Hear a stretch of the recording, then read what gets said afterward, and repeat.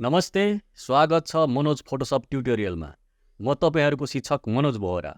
आज म तपाईहरूको समक्ष फोटोसपको बिगिनर ट्रेनिङको क्लास 5 लिएर उपस्थित छु। आउनुहोस् क्लास 5 सुरु गरौँ। क्लास 4 मा मैले सिलेक्सन टुलको बारेमा बताइरहेको थिएँ। त्यसैको निरन्तरता यस क्लासमा दिन गइरहेको छु। आज म सिलेक्सन टुल अन्तर्गतको एडिट इन क्विक मास्क टुलको बारेमा बताउन गइरहेको छु। आउनुहोस् कम्प्युटर स्क्रिनमा हेरौँ।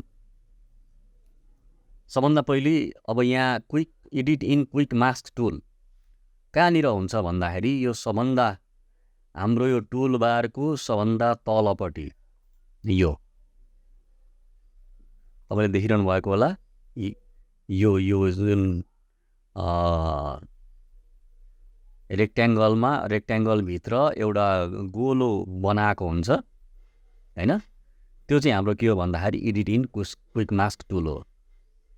अब यसले सिलेक्सन कसरी गर्छ भन्दा धेरै सजिलो तरिकाले यसले सिलेक्सन गर्छ। हामीलाई जहाँ सिलेक्सन गर्नुपर्ने हुन्छ त्यो भागमा हामीले क्लिक गर्ने र त्यो भाग वरिपरि रातो रङ, अब यहाँनिर चाहिँ अब क्लिक गर्ने बित्तिकै रातो देखिन्छ। त्यो रङले पोत्ने बित्तिकै त्यसले चाहिँ त्यो सिलेक्सन गर्ने गर्छ। जुन भागमा यो रातो लाग्यो त्यो भागमा चाहिँ यसले सिलेक्सन गर्छ। अब यसमा क्लिक गर्ने बित्तिकै तपाईँले के देख्नुहुन्छ भन्दा यहाँ ब्याकग्राउन्ड तपाईँको चाहिँ हेर्नुहुन्छ भन्दाखेरि यहाँ ब्याकग्राउन्डमा चाहिँ यहाँ रेड देखिन्छ। यो रेड देखिनुको अर्थ के हो भन्दाखेरि यहाँ edit in quick mask tool चाहिँ यो चाहिँ एक्टिभ भयो भनेर देखाउने हो। अब तपाईँले कुनै पनि कलर लिँदाखेरि त्यो कलर यहाँ देखिँदैन।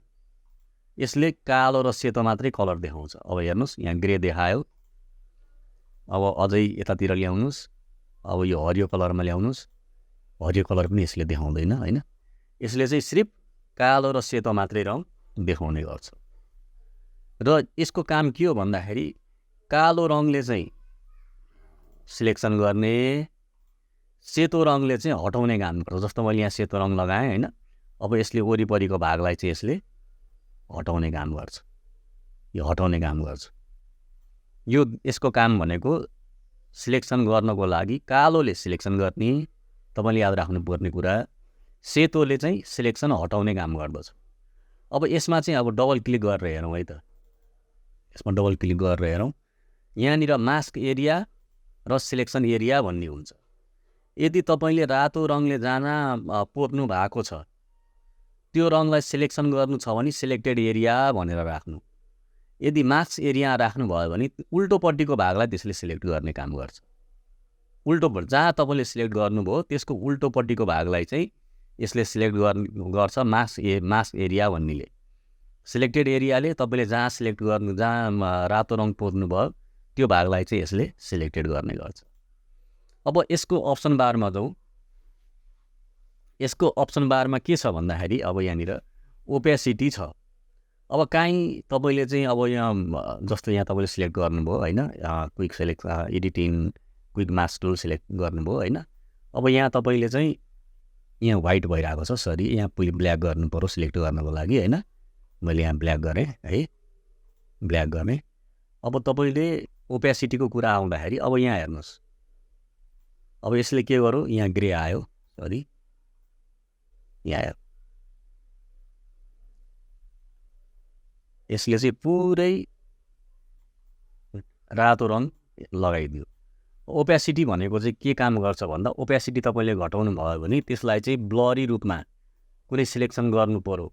जस्तो कपालका भागहरू हुन्छन्, कुनै बिजी ग्राउन्डबाट चाहिँ केही कुरा झिक्नु पर्यो भने अब केही ब्लर रूपमा चाहिँ राख्नु पर्यो भने चाहिँ ओपेसिटी घटाउने काम गरिन्छ। जस्तो हेर्नुहोस् ओपेसिटी घट्यो, एकदम थोरै मात्रामा यसले चाहिँ सिलेक्सन गर्यो हैन।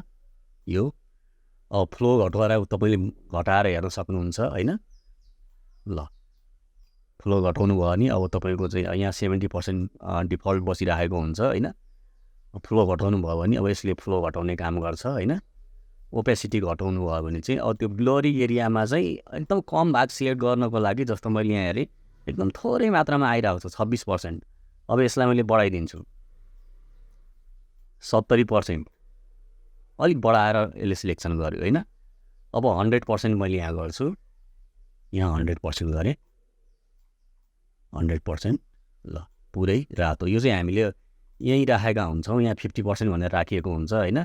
सिलेक्सन गरेको भाग तलको भाग देखिनको लागि चाहिँ 50% राखिएको हो। 100% गर्ने हो भने चाहिँ पुरै रातो भएर आउँछ। अब हेर्नुहोस्, यसले हेर्नुहोस्, हामीले जुन भाग गरेका थियौँ त्यो भागलाई चाहिँ यसले सिलेक्सन गर्ने काम गर्यो है। अब स्मुथनेस भनेको छ। अब यो स्मुथनेस भनेको के हो भन्दाखेरि, यदि स्मुथनेस तपाईँले बढाउनु भयो भने हाम्रो यो जुन ड्र गर्छौँ त्यो ड्र गरेको भाग चाहिँ पुरै तपाईँको के हुन्छ भन्दाखेरि चाहिँ स्लो गर्ने काम गर्छ, स्लो गर्ने काम गर्छ। त्यो हुनाले चाहिँ त्यो खासै त्यसको चाहिँ जरुरी छैन होइन। तपाईँको चाहिँ अब जस्तो ब्रस टुलमा पनि तपाईँले प्रयोग गर्नुभयो भने, ब्रस टुलमा पनि त यो हुन्छ स्मुथनेस भन्ने। स्मुथनेस यदि 100 भयो भने तपाईँको चाहिँ के भयो मेरो चाहिँ कम्प्युटर बिग्रियो कि के भयो भन्ने कुराहरू आउँछ होइन। एकदम स्लो भएर चाहिँ चल्छ। त्यही हुनाले तपाईँले स्मुथिङलाई चाहिँ 0मै राखिदिनुहोस्। 0मै राखेर काम गर्नुभयो भने तपाईँको चाहिँ छिटो काम गर्ने गर्छ, छिटो काम गर्छ। 0 राखिदिनुहोस्। अब सिलेक्सनको बारेमा मैले तपाईँहरूलाई भनिदिएँ होइन। अब आउनुहोस् हेरौँ, अब यसले चाहिँ कुनै फोटोहरूलाई सिलेक्सन गरेर हेरौँ कसरी सिलेक्सन गर्दछ त भनेर। अब मैले यहाँ फाइल ओपन होइन, ओपन नगरौँ, म यहाँ डाइरेक्ट तान्छु होइन। म यहाँ मसँग फाइल छ सिलेक्सन भनेर मैले एउटा छुट्टै फोल्डर बनाएको छु होइन। जस्तो मैले यो एप्पलको फाइल लिएँ है, यहाँ माथि ड्र्याग गरिदिने, मैले तपाईँलाई भनिसकेको छु होइन। समातेर तान्ने, माथि ल्याएर छोडिदिने, त्यो भएपछि यसले चाहिँ अब यो एप्पललाई चाहिँ सिलेक्सन गर्नु पर्यो।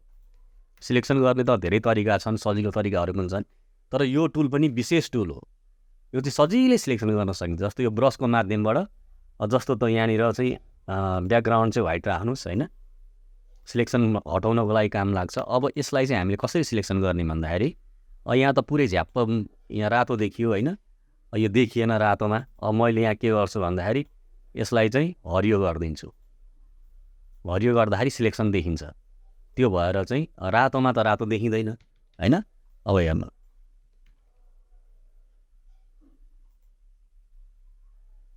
अब सिलेक्सन गर्नु है त। मैले त्यहाँ हेर्नुहोस्, यो हरियो, जहाँ जहाँ हरियो लागेको छ त्यो भाग यसले सिलेक्ट गर्यो। अब हेर्नुहोस्, अलिक मसिनो ब्रस बनाउनु, सानो ब्रस बनाउनको लागि स्टार्टिङको ठुलो ब्राकेटलाई चाहिँ किबोर्डमा क्लिक गर्ने।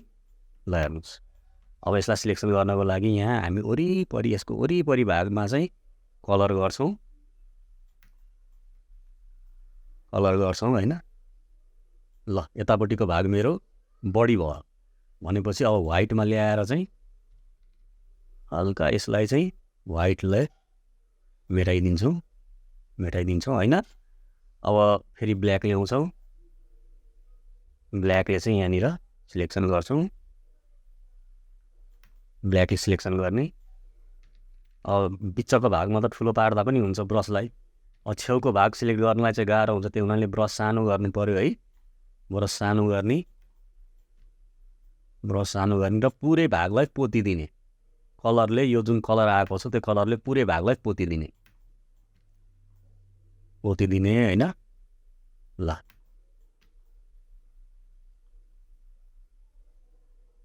पुरै भागलाई पोतिदिने। ल अब तपाईँलाई जहाँ जहाँ बाँकी छ त्यहाँ सबै पोतिदिने। अब अब फाइन ट्युन गर्नु छ, अब तपाईँले आफ्नो टाइम लिएर काम गर्नु होला होइन। मैले सिकाउनको लागि अलि छिटो काम गरेको छु। अब जहाँ बाँकी बसे अब त्यो भागलाई तपाईँले चाहिँ सिफ्ट के अरे चाहिँ स्पेस बार थिच्ने, र आफू कतातिर चाहिन्छ इमेज त्यहाँतिर तान्ने।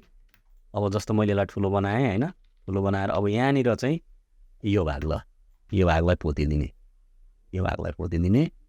यो भाग पोतिसकेपछि ल तपाईँ सन्तुष्ट भइसकेपछि चाहिँ अब फेरि त्यही ठाउँमा क्लिक गर्ने, जहाँ मैले देखाएको थिएँ त्यही ठाउँमा क्लिक गर्ने अथवा क्यू थिच्ने। यसको सर्टकट चाहिँ के हो भन्दा क्यू थिच्ने। एकचोटि क्यू थिच्दाखेरि यो एक्टिभ हुन्छ, अर्कोचोटि क्यू थिच्दाखेरि चाहिँ यसले चाहिँ सिलेक्सन गर्ने गर्छ। अब मैले यहाँनिर क्लिक गरेँ, क्लिक गर्नु साथ अब यो भागलाई सिलेक्सन भयो। सिलेक्सन भइसकेपछि अब सिलेक्सन जे पनि गर्न तपाईँले पाउनुभयो। अब यसमा कलर फिल गर्न पाउनुभयो 1 नम्बरमा, 2 नम्बरमा यसलाई कपी पेस्ट गरेर अर्को फाइलमा लगाउन पाउनुभयो, अथवा कलर भए कपी गरेर नयाँ लेयरमा ल्याएर राख्न सक्नुभयो, अथवा कन्ट्रोल सी कन्ट्रोल भी गरेर अर्को ठाउँमा ल्याएर राख्न सक्नुभयो। जस्तो मैले कन्ट्रोल सी कन्ट्रोल भी गरेँ होइन। अब यहाँनिर ल यो यहाँ राखिदिएँ। यो टुल धेरै नै उपयोगी छ होइन। यो तपाईँहरूले प्र्याक्टिस गर्नु होला।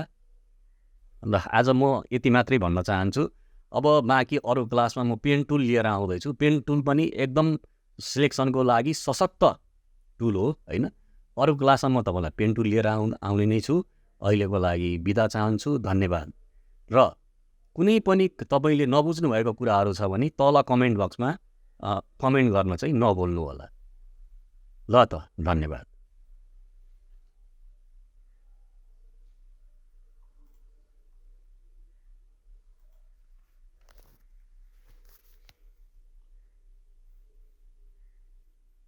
Click, click, click, click, click, click.